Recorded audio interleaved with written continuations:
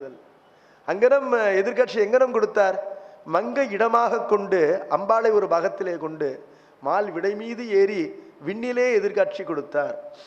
கைலை காட்சி என்று நம்முடைய பெரிய புராணத்திலே சிறப்பிக்கப்படுகின்ற காட்சி என்ன என்று கேட்டால், அதற்கு 3 பேராமீட்டர்ஸ். பேராமீட்டர்ஸ்னா அடையாள குறியீடுகள்.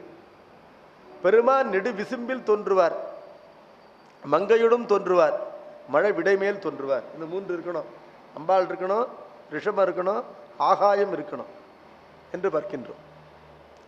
சாக்கிய நாயனருடைய குரு பூஜை இப்போ ஆச்சு. அவருக்கு எப்படி சாமியை காட்சி கொடுத்தார்? கொண்டொரு கல்லெடுத்து குறிகூடும் வகை எரிய உண்டிவினை ஒழித்தஞ்சி ஓடிவரும் வேட்கையொடும் கண்டருளும் கண்ணுதலார் கருணை பொழி திருநோக்கால் தொண்டரெதிர் நெடு விசும்பில் துணைவியொடும் தோன்றினார் மழவிடைமேல் எழுந்தருளி வந்ததொரு செயலாலே. பெருமான் எப்படி வந்தார்?